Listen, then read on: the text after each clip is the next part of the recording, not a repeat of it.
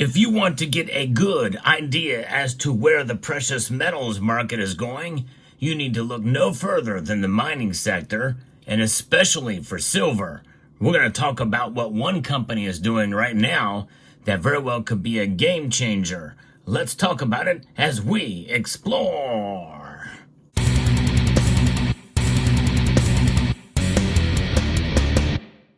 And you can see from the silver that you're looking at before you that we're talking about First Majestic Silver, one of the top silver mining companies in the world. And they have a huge presence in Mexico, and it's remarkable to see how far they have come and some of the struggles that they've gone through. Well, now they are taking a huge step forward. You know, the mining sector is incredibly important, not just for precious metals miners, but base metal miners as well too, and also with rare earths. This mining sector is very important to the economy in all aspects. Tony Erickson has been very kind to share with me some pieces about the mining sector and what's going on there with some mines starting up and struggles and the like. But here, this piece comes to us from Yahoo Finance, from Zacks Equity Research, about what First Majestic is going to be doing. They have acquired Gatos Silver in order to boost production profile of the company there. It has entered into an agreement to acquire Gatos Silver. With this deal, AG will gain 70% interest in the high-quality and long-life Cerro Los Gatos underground mine. The deal implies a total equity value for Gatos at around $970 million. Now, what this deal will do is solidify First Majestic's position as an intermediate primary silver producer. And those have become increasingly rare these days. And how do you define a primary silver miner? Well, if they do over 51% of their all-in sustained silver mining, or mining is done with silver, then that means that they are considered a primary silver miner. And this combined entity, with a pro forma market capitalization of around $3 billion, will have an enhanced production profile with a strong balance sheet and margins. Now, this Gatos is a silver-dominant producer with a 70% interest in the Los Gatos joint venture, which owns the Cerro Los Gatos silver mine, located in the mining-friendly state of Chihuahua, Mexico. It is a long-life, high-quality, low-cost underground mine with further exploration potential and free from any debt liability. The Cerro Los Gatos mine, combined with First Majestic's existing San Dimas silver and gold mine, with the Santa Elena silver gold mine, will boost AG's annual production of 30 to 32 million ounces of silver equivalent. This includes silver ounces in the range of 15 and 16 million. With more than 50% of its revenues expected to be derived from silver, First Majestic will have an edge over its intermediate silver producing peers, who have an average of 30% exposure to the metal. There's something to be said for that, and they're kind of reclaiming that crown, and I think it's remarkable. And the silver that you see before you here are examples of silver that we know where it came from. First Majestic. These are bars that were actually produced by Scottsdale Mint, but they are indeed silver that has been mined by First Majestic Mining, the Silver Corporation. And it's remarkable to see that this is what they do. They produce these bars. They also have rounds as well. And I'm very fortunate to be able to have some of these. It was only until recently that they have produced their own mint called First Mint. Same source of silver, but now mined and produced at lower premiums directly to you, the consumer. I think that's pretty cool that they do that. And but so now they certainly are maturing and developing and being agile as a company. It's remarkable to see. The acquisition is expected to immediately contribute an annual free cash flow of approximately $70 million to the combined entity. Meaningful synergies are expected through corporate cost savings and supply chain and procurement efficiencies, which is so important, especially if some of the demand fundamentals are intact for silver. They're going to need those supply chains to be ever so efficient. acceleration and optimization of internal projects and exploration programs are expected to deliver meaningful value creation for shareholders. So yes, if you own stock in First Majestic, well, this is probably very good news for you. Per the terms of the agreement, Gatos shareholders will receive 2.55 common shares of First Majestic for each common share of Gatos, and that consideration implies a total offer of $13.49 per common share of Gatos. It's expected to close this whole transaction in early next year in 2025, subject to clearance of customary closing conditions. It includes approvals of the shareholders of the First Majestic and the Gatos, as well as clearance under Mexican antitrust laws. It also is subject to the approval of the listing of the First Majestic common shares to be issued under the transaction on both the Toronto Stock Exchange and the New York Stock Exchange.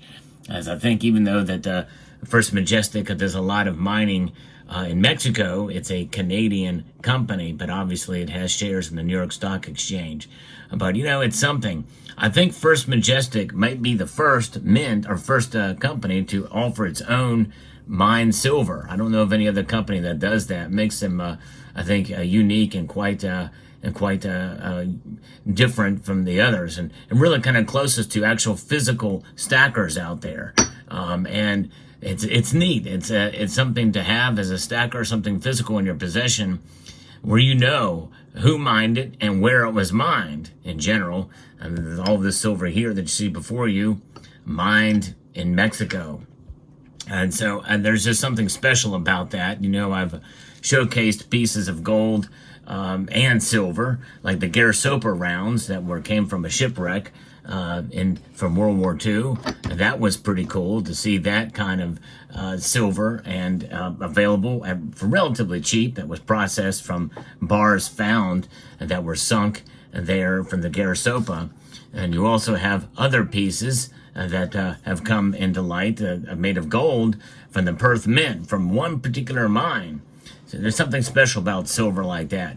Now with this acquisition, well, I think this bolsters and strengthens their position, and maybe in preparation for silver demand that is to come. And people feel that silver demand is going to only increase in the coming months and years. And likely, especially if we see the economy not slow down so much. In other words, as long as we can avert a recession, more likely that will be the case. However, there are some recession-proof applications of silver that will likely bolster it up, at least to some degree, to where it'll be sort of insulated from a massive shock in price and dropping unless there is an absolute crash in the stock market. If that is the case, silver will suffer as a result of it. But I don't think that First Majestic is betting on that, considering what they're doing here. And we're seeing, this is why I think that when you look at what this company is doing, what other mining companies are doing, it's important. And I am negligent in kind of keeping up with some of the mining news that's out there in general. And although to some extent I do with some of the precious metal miners as opposed to other mining sectors. But they're all kind of melded together because a lot of the base metals have silver mined as a byproduct. And that is so important because that's where the vast majority of silver comes from. It's mined as a byproduct of those other metals. For so many different resources, silver is the most versatile metal on the periodic table, which means that it is paramount that there be enough available for all those applications. Those use cases that silver provides itself a part of make it quite an amazing metal that is fascinating to behold. And so with this move, I think it means that likely they feel good about silver's demand and prospects in the market. And so in a sense, mining can be market drivers to some extent. If they're going to make a bet on silver, then if you are investing in it, well, maybe you should too. Now, I don't like to use the term investing as far as stacking physical silver, but let's face it, folks, the vast majority of silver's price is via paper trades or the on the derivatives market. Silver ETFs, exchange traded products, are really what drives the price of silver day in and day out. Although we know that the other thing that drives silver's price is going to be the strength of this and the perception of its value compared to other currencies out there. It is a store of value. It is a declining store of value day by day, month by month, year by year. But silver is a consistent store of value, and that value transcends the price movements from day to day. Price is an example and evidence of its value, because if you look at silver over the long course of time, it has preserved its value. It has saved you from inflation by having a store of wealth outside of the system in general from which we find ourselves apart. So I'm very happy that I have silver in my portfolio, and I'm sure you are as well. Although there is a number of folks that come to the channel who are very disappointed in silver, and I sympathize with them as well. And I think it's just a matter of time and patience that we need, and low expectations. We should have low expectations for silver. What is the lowest common denominator about silver that we can have, that we should have faith in? That it will preserve your wealth, not create it. And so therefore, news like this is good news, and it provides an opportunity for investors and hedgers alike. So I hope you found this video informative, insightful, and educational. Let me know what your thoughts are in the comments section below. I'd like to extend a multitude of gratitude to each and every one of you for taking the time to watch this video right here and right now. And I want to encourage you to please rate this video. That means press that thumbs up button down below. Share it among multiple social media platforms out there. And make a comment and subscribe.